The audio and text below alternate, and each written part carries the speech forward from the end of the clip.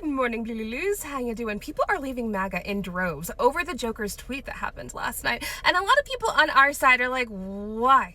Why is this different from everything else that he's ever done? And I've got a theory about that. Because of course you've probably seen this tweet. He basically said that the world is going so great, we're winning so big, and Rob and his wife were afflicted with TDS, and that just made people so angry that that's kind of what you get, rest in peace. And people instantly rushed into his comment section to be like, oh my god, that is so gross. Like, why would you say something like that? That's unbecoming of the office of the president. People were literally saying, I'm out of here, this is the final straw for me. And all of us are like, yeah, I mean, it is. It's reprehensible and disgusting, but like, why is that so different? This is what he does all the time. And so I went back and I looked at the tweet again. I kind of sifted through all the gobbledygook and the run-on sentences because, you know, we speak fluent narcissist around here.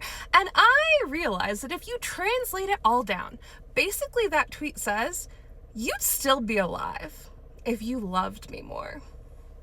And once I came to this realization, I was like, that's very strange. Like, this person, yeah, he was a public figure and he was definitely a liberal activist, but he wasn't a politician, and like, this wasn't politically motivated, right? This is a family issue. His son has been arrested and charged with this crime. Why did he feel the need to say that? That's odd. And then almost by magic, I came across a video of a woman who had clipped an interview from Mr. Reiner, and he said that he was working on a project called The Asset and the Spy. And it was going to be a multi-part docuseries that documented both Thanos and the Joker from the time that they were children and basically interwove their lives and showed what happened as a result of their relationship. Like, that's what he was working on at the time. Then Michelle Obama was on Colbert last night, and she said that the Reiners and the Obamas were scheduled to meet each other that night. They were supposed to be meeting up, and then all of a sudden she heard the horrible news about what had happened. And if you look at that timeline and you read the tweet again, and it says, you'd still be alive if you loved me more, has an entirely different meaning, right? And then the Joker was asked to clarify later in the afternoon after he'd had this massive bipartisan backlash over what he said. And they were like, are you going to take it back? Because that was super gross. And he's like, no. I was no fan of him. That guy was championing the Russia hoax situation. He didn't like me and I didn't like him, and that's the end of it. You could have just said nothing, right? Because if this was just a public figure with whom you disagreed, you could have just said nothing. You could have kept the narrative on your whole war on party favor situation, but no, you felt the need to make sure that the people on your side saw his passing as justified. I think that's super great. Another thing that he felt the need to justify was the incompetence of the FBI with this whole Brown University incident, right? He said that the FBI has nothing to do with this investigation because Brown University has a security force. Like, what?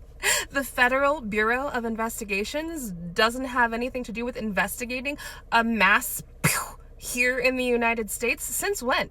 Everybody has security. Walmart, churches, schools, hospitals, like, everybody has security. Why would that mean that they don't have anything to do with it? Why are you trying to throw them under the bus? Oh yeah, that's because they caught the wrong person, just like they did in Utah. Now they can't find whoever it actually is supposed to be. Yeah, that raises more questions than answers yet again. And again, you could have just said nothing. So why are you trying to justify their incompetence so publicly? And then he released an executive order that classified fentanyl as a weapon of mass destruction yesterday.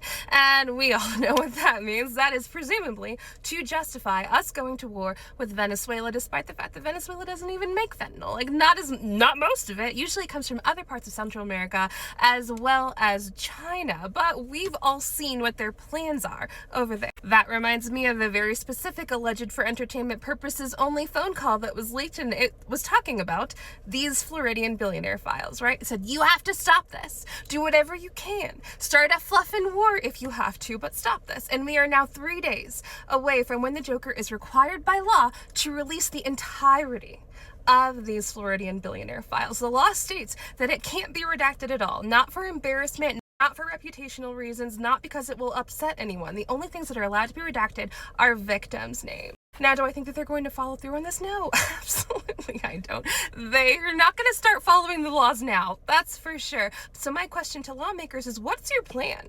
What are you going to do when they don't release these files? And does whatever plan you have any teeth to it? Because reportedly the Clintons have been subpoenaed, and they have until tomorrow to show up to the floor of Congress to testify about these Floridian billionaire files, and they have sent 3 letters via their lawyer trying to get out of it. They're like, well, we didn't know him that well. I mean, I wrote about him in my memoir. Why don't you just read that? And Rory Cohn was like, no, if you don't show up, I'm holding you in contempt of Congress, and you should. Right? Absolutely you should. If you don't have anything to hide, come up here and clear your name. And if you do have something to hide, well, you had a good run. You spent the last 25 years getting away with whatever alleged crimes that you have done, and your time's up, boo. Like, bye. My question is, are you going to hold the Joker administration to the same standard? Are you going to do the same thing to Pam Bondi, to Kash Patel, to the Joker, to Stephen Miller, to all the people that are trying to keep all of the tragedy that has come upon these women in the dark? What is your plan? Because you know, 2.5 days from now, like, they're not going to do it. So then what? Because if their plan is just to go to war with Venezuela to distract us from all of these files and all of the rich and powerful men that are just colluding with one another allegedly for entertainment purposes only in order to maintain more power in this world, then that's a huge deal. And that is a very expensive endeavor, both in terms of money and in terms of human lives. And it is your responsibility to do something about it. Now, I'm not trying to convince anybody of anything. I'm just laying out the timeline the way that I see it, and you can make your own conclusions. But square, circle, circle, square, circle, circle. These patterns be patterning, okay? No matter what happens, I hope you take care of yourself. So you have a drink, some coffee, hope you eat a yummy snack, and as always, keep your eyes up, keep your feet on the ground. I'll see you next time. Ta-ta!